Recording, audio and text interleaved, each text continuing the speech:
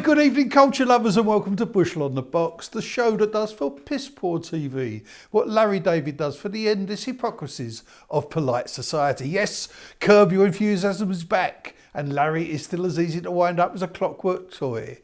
The TV Larry gets irritated by pretty much everything, from the norms of modern etiquette to the frustrations of artificial intelligence. Larry doesn't hate humanity. He just wants everything to be right. So he gets angry with people who are bad at parking, people who travel in shorts, people who borrow your pen and chew the bloody end of it. It's a very long list. In the opening episode of his new and possibly last ever series, he has a blazing row with Siri, which mishears everything he says. He gets so furious you almost feel sorry for Siri. You probably experienced something similar with Alexa. I know I have. Although in fairness, when I opened my latest energy bill, she did randomly play Crying by Roy Orbison. Who says AI can't do empathy? David co-created Seinfeld, and with Curb he has taken that show's essence and made it rawer, more improvised and packed with cringe. Classic moments in its 24-year run include the beloved aunt obituary, rendered far ruder by a simple typing error, and the time Larry was issued with a fatwa for blasphemy over his plans for a Broadway musical called Fatwa. Only Larry, who's Jewish, could get away with writing a scene where he shags a Palestinian woman who, during sex, yells out, "Fuck me like Israel fucks my country." You suspect the difference between real Larry and TV Larry is wafer thin. George Costanza, Jerry Seinfeld's neurotic, quick-to-anger pal, was modelled on him in Seinfeld, and like Seinfeld, Curb has a clever way of weaving apparently random elements into a clusterfuck conclusion. The only thing that annoys me about Curb Your Enthusiasm is that this is the last ever series. Why? There's a hell of a lot to get pissed off about now.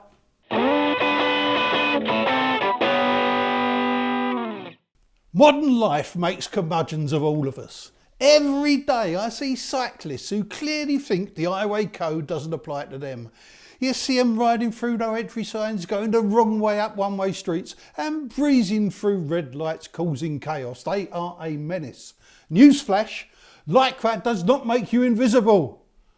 And what about the idiot pedestrians who walk along reading their mobile phones with AirPods in their ears?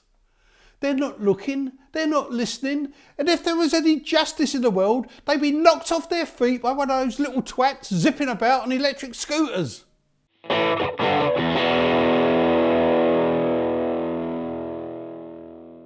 We all love a curmudgeon, on TV at least. It's the only thing that explains the broadcasting career of Alan Sugar and why Doc Martin, Gregory House and Siegfried the Vet were so popular.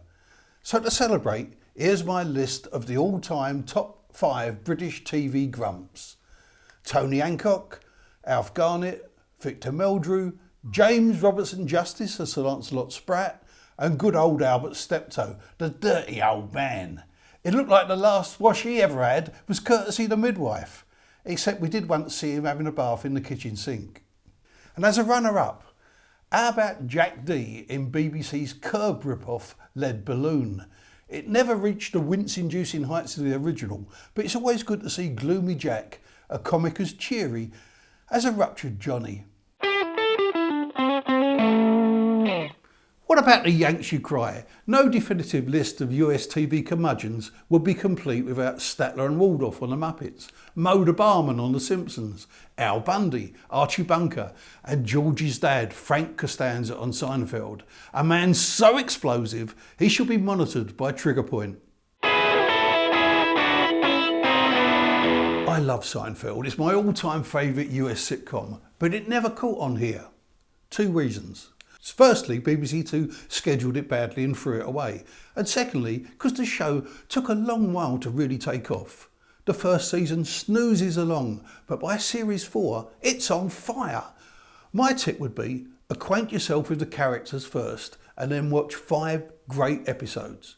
The Contest, The Marine Biologist, The Limo, The Frogger and The Soup Nazi, or maybe The Rye or The Hamptons for the shrinkage. I guarantee you'll be hooked enough to watch all of it from season 2 on. You'll need to appreciate the 2 final episodes where the shallow, selfish Manhattanites go on trial.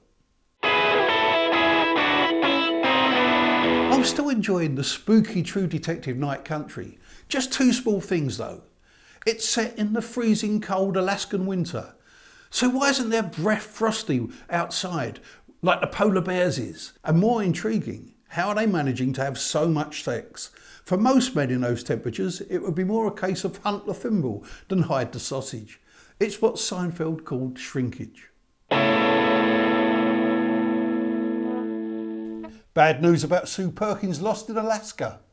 She isn't. Time for some mysteries. If George Michael was correct and Guilty Feet have got no rhythm, how come so many love rats do well on Strictly? Do the US military's Navy SEALs get distracted by buckets of mackerel and a shiny beach ball?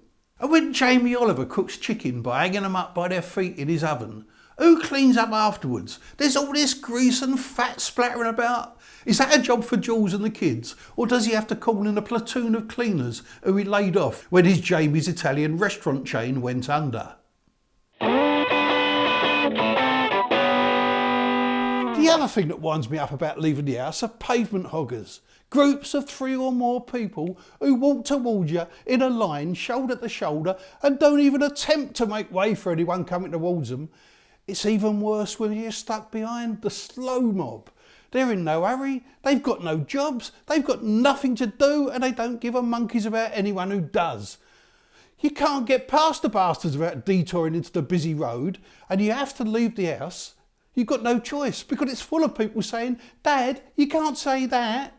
Every pavement ought to have 2 lanes, a slow lane and a fast lane, with instant fines for any selfish lumbering bastard who blocks the fast one. There was a great dumb quiz answer on The Chase the other day. Brad asked, in Judaism, what body parts must be washed before any meal containing bread? The contestant said, feet. Yes, of course, because who among us don't use their toes to eat a tasty sausage sandwich?